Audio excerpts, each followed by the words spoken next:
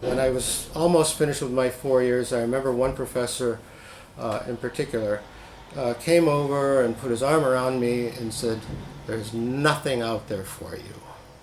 And I said, "Well, we'll find out."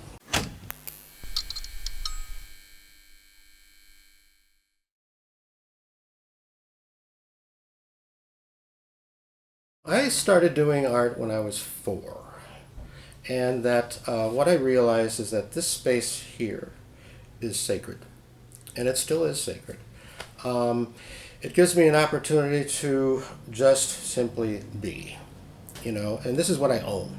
Everything else that's happening out here, I don't own. But here I do. I wear it. I wear it like my clothes. I wear it like everything else. It's absolutely significant and important to me. So I've always done it. I went to art school, got BFA, got an MFA, got a teaching degree, because what everybody knew was that if you're going to be an artist, you better just cover your ass. And to that end, also, I have always worked. I've always worked to pay my bills. And so that, to me, is a definition of a working artist. And I never resented that. I thought it was great. It just freed me up to make the work that I wanted to make. And what I do for work is I do the varnishing on yachts. And so I'm continually, with a brush in my hand, prepping something, thinking about what I'm going to do when I get back to the studio. Having this relationship with the stuff that I make, it can't get any cooler. You're taking things that don't exist and you're giving them life. Sometimes a substrate will dictate what will happen. And sometimes it's the other way around, that I'll have an idea about something and then figure out what the substrate's going to be or how I'm going to do it. But basically, I make what I want to see. Usually I'll work towards a show. And the show will have maybe 10 or 12 pieces. I can't sustain enough interest in one thing to continue, more than that. And now, what with Instagram and everything, sometimes I feel that if I make really one kick-ass piece, I don't have to do anything else. I don't have to fill a space.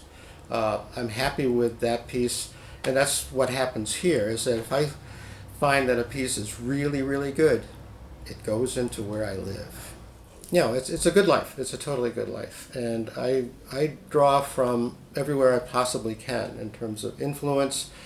If you see the books here, if there's not books, there's CDs. If there's not CDs, there's DVDs. If there's not that, there's stacks of newspapers. I draw from all over the place, and it comes down to here. I once had a show in Bath, and somebody came up to me, and it was a big show.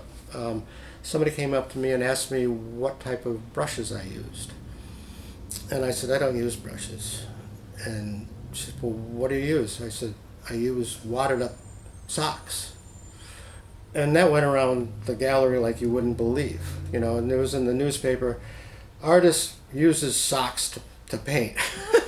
And so if I do use brushes, I like the brushes that are really pretty much fucked out, because, you get all these different things going on. The whole idea of, daubing and really, really being careful is not my thing. I'm having a bit of a problem getting back into just plain painting, because that's really, really quite a challenge to take a rectangle and give it some life. Is it a door? Is it a window? What is this? That's why I started making shapes. I had the substrate, which was homosote, a cheap building material. And I thought, well, why am I still doing rectangles and squares when I can cut it up and make any sort of shape I wanted? The worst thing I could ever possibly do is have an idea and do it start to finish, have it look exactly how I wanted it to, and I'm bored to death with it. Gets painted over. It's just too intentional, and I don't like that. Just about all my friends are artists. And I guess that's the way I like it. But then it got to a point where I would say out loud, mistakenly, that my feeling is that there are artists, or creatives, and then there's everybody else. I don't know what normal people do. I don't know what normal people do to satisfy themselves. And in my life, I've had the opportunity to reinvent myself 3, 4 times, at least. And I'm not done. And what gives me the ability to do that is that I'm an artist. I can change anything. I can say no to anything. I can say yes to anything. It's my privilege. And I hope that most artists feel the same way. If you don't like what I'm doing, go fuck yourself. If you think about it, the world and this country and everything has been odd at the very least. So by making my art, I'm communicating with myself and making sense out of what I do. I don't get discouraged. I don't have writer's block. I've always got something that I'm working on. Usually, I'll start a piece, I'll get an idea. Maybe I'll be at work, I'll be working on a boat. I'll get an idea, I'll write it down on a little piece of paper, stick it in my pocket. If I get home and it still is interesting, I'll explore it a little bit more. And I don't really have that many false starts. I'm really lucky that way. Sometimes what's great about it is that you'll start out and the manner in which you think it's going to come together, it's not going to come together that way. So you back up and you figure out ways, if it's going to be worth it, that you'll change the method by which you can get this thing. And if it seems like the change of the method is going to change what the outcome is, and that's not what you wanted in the first place, then you abandon it and you do something else entirely. When something comes together, you know it. And if it's really, really good, some other people think so too. And it's no better feeling. It's no better feeling. I'll explain something that's really very painful, is that if you arrive too early on something, and you have something that you're making, say you're painting, and it's beautiful, it's the absolute worst thing that can happen to you. Because you're stopped in your tracks. You don't dare do anything more to it, because now you're going to rob yourself of this thing of beauty. It's very, very painful. And so sometimes when that happens, and it does happen, I'll set it aside.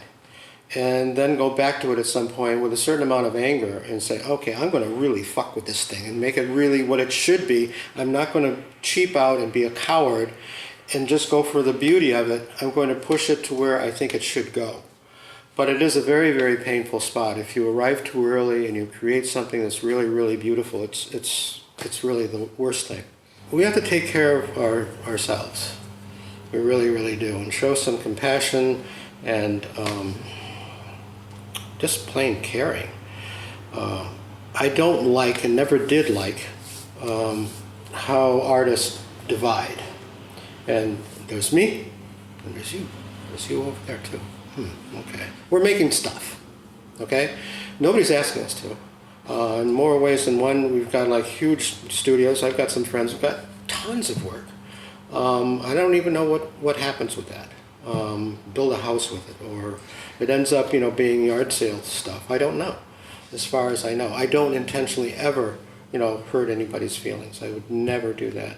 But we're talking about, artwork. We're talking about things which you should be able to be, skeptical, critical, but it's always meant to be helpful. It's always like the axiom, if you're looking at somebody's piece, you don't condemn the whole thing. It could be a complete, utter piece of shit. But what do? I really like what's going on right here. And you do. I'm involved in a lot of things. You asked me about galleries and everything. I love it. There was an instance, there was one guy, he was up in Belfast, and he was bringing up all this stuff. And so as he was bringing it up, I was arranging it. That's it, right. Because it didn't, take me much to put together a show. Somebody's bringing everything up, like, there's your show. So, is that okay? And so with him, he brought up all this stuff, and I rearranged it and everything. And he had everything, up there that he was going to show. Came upstairs and rearranged everything. He just took everything, and I'm just like sitting there like, okay, good, cool. I got it all wrong. Okay, good. So no, it was fun. I really, really liked it, and I'm not through with it either. people should be going into the field with their eyes wide open. That it's like the kid playing basketball, you know, shooting hoops in their neighborhood. They're not going to be playing with the NBA. And most of the artists coming out of art school, they're not going to be hitting it big. They're not going to be making it big. In all likelihood, they will not be able to make a living from their art. So, what should transpire, I think, is that it has to be essential to their living. That they have to enjoy their life, their lifestyle, and everything. It has to pay them dividends that nobody else is going to pay them. Just make the best stuff you can possibly and just see where it goes. Make your best connections. If it's really, really good, it's going to fly. There's no question. If it's really good art, you got no worries whatsoever.